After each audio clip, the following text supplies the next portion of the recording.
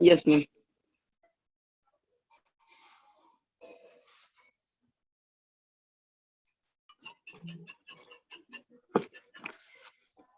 Good morning, ma'am.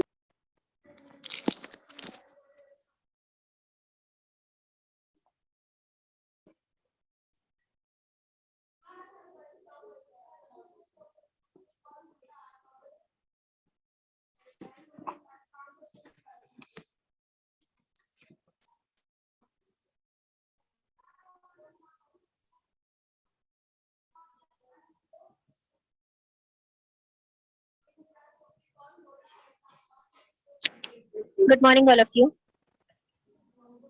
Good morning, ma'am. Okay, हमने previous class में सभी प्लैनेट्स के बारे में पढ़ा था। आज हम पढ़ेंगे why is not a planet. Pluto why is not a planet, मतलब प्लूटो जो है वो एक प्लैनेट क्यों नहीं है। Okay, ma'am. प्लूटो प्लूटो को पहले प्लैनेट माना जाता था, लेकिन अब उसे प्लैनेट की कैटेगरी से हटा दिया गया। ठीक है, तो इसको क्यों प्लैनेट नहीं माना जाता है इसके बारे में बताया गया है। Compare to the planet this object is farthest and is smallest in size.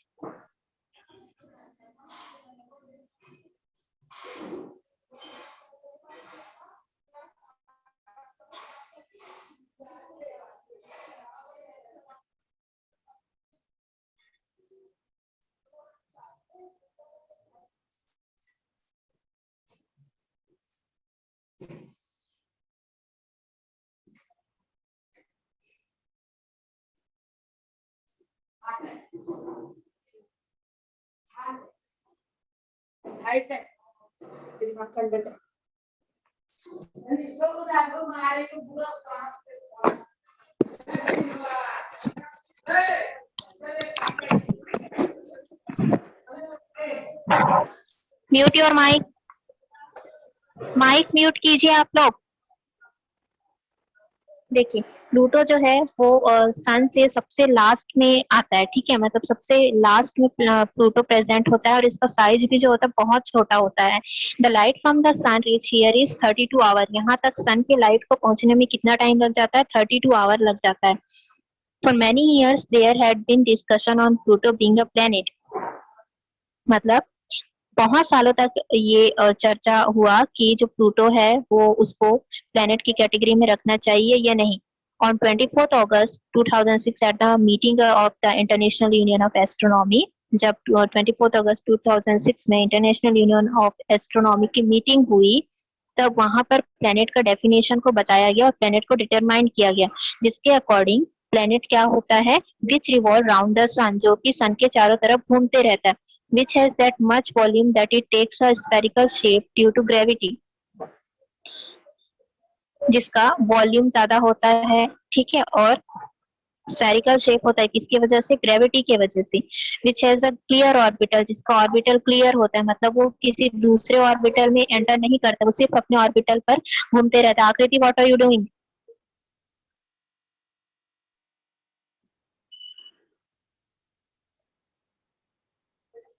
And there are no other heavenly bodies in the orbital, और उसके ऑर्बिटल में कोई और दूसरा हेवनली बॉडीज नहीं होता है। ठीक है, now the question arises why Pluto is not a planet. अब यहाँ पर क्वेश्चन ये आता है कि प्लूटो प्लेनेट क्यों नहीं है, तो इसके बहुत सारे रीजन हैं। Pluto revolve round the sun, but being very small and having less volume, it is not perfectly round। मतलब प्लूटो जो होता है वो सन के चारों तरफ तो घूमता है, लेकिन इसका साइज बहुत छोटा होता है, वॉल्यूम कम होता है,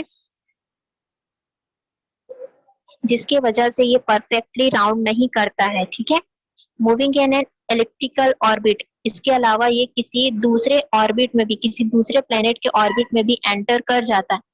it cuts Neptune orbital and enter inside it. ये क्या करता है? नेपच्यून प्लैनेट जिस ऑर्बिट पर घूमते रहता है, जिस पाथ पर घूमते रहता है, उस पाथ में एंटर कर जाता है और उसके ऑर्बिट को कट कर देता है। ठीक है, apart from this all the other planet revolve around the sun in the same plane, but Pluto makes an angle of 17 degree.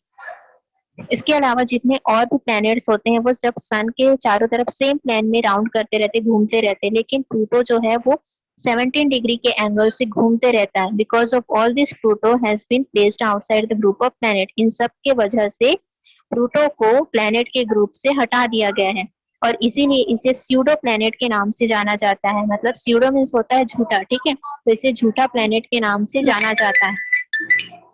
Clear है यहाँ तक? Yes, ma'am. हाँ, अब यहाँ पर क्वेश्चन दिया हो उसका आंसर बताएंगे। द बिगेस्ट प्लैनेट कौन सा है? Biggest planet Jupiter. Ma'am Jupiter. Jupiter. The planet which has life कौन से प्लैनेट पर लाइफ है? Earth. Earth. Earth. The brightest planet Venus. Venus. The red planet Mars. Mars. Mars. The first planet discovered with the telescope Uranus. Uranus.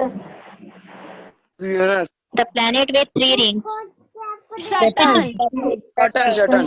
The planet with 8 satellites Neptune. Very good. Then है asteroid. Asteroid क्या होते हैं? ठीक है,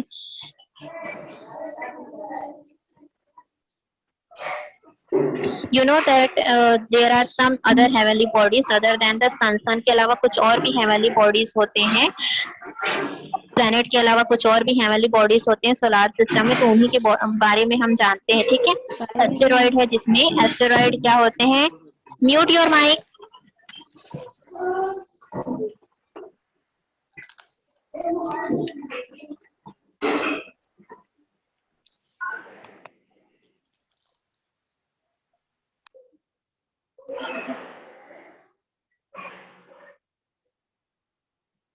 These are small bodies which revolve around the sun in an orbit between Mars and Jupiter. ये कैसे होते हैं? ये छोटे स्मॉल बॉडीज होते हैं जो कि सन के चारों तरफ घूमते रहते हैं मार्स और जुपिटर के बीच में। ठीक है, किसके किसके बीच में?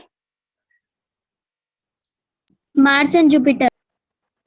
मार्स और जुपिटर के बीच में। ठीक है, asteroid is said to be the part of matter which could not take the shape of a planet due to some reason. Asteroid क्या होते हैं? एस्टेरॉइड को उन मैटर का पार्ट समझा जाना जाता है जो किसी वजह से प्लैनेट का शेप नहीं ले पाते। ठीक है, उन्हें एस्टेरॉइड कहा जाता है। उसके बाद है कॉमेट्स, जिसको धूमकेतु भी कहा जाता है। Comets are small heavenly bodies which revolve around the sun. Comets भी क्या होते हैं? स्मॉल हेवनली बॉडीज होते हैं जो कि सन के चारों तरफ घूमते रहते हैं। इसको हम तभी देख पाते हैं जब ये सन के बहुत पास होता है तब। ठीक है, इसका कैरेक्टरिस्टिक फीचर ये है कि इसमें स्मॉल ब्राइट हेड होता है, छोटा सा चमकीला हेड होता है और एक लंबी पूंछ होती है, लॉन्ग टेल होती है। The tail of the comet always point away from the sun. मतलब कॉमेट का जो टेल होता है, उसका जो पॉइंट होता है वो हमेशा सन से दूर होता है। ठीक है, usually the comet is seen after a fixed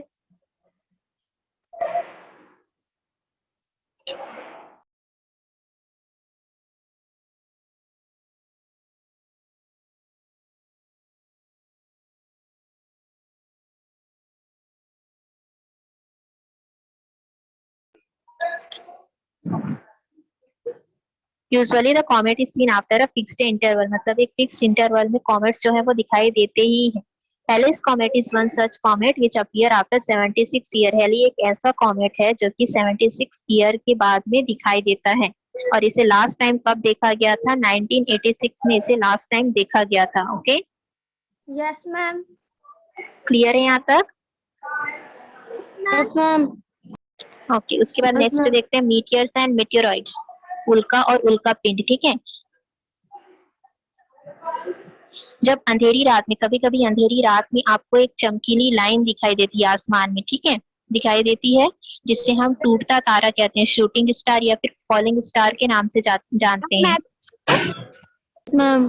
ठीक है, लेकिन एक्चुअल में ये स्टार नहीं होते हैं, ये क्या होते हैं? ये मीटियर्स होते हैं। Meteors are small heavenly bodies that revolve around the sun. Meteors क्या होते हैं? बहुत ही स्मॉल हेवनली बॉडीज होते हैं जो कि सन के चारों तरफ घूमते रहते हैं।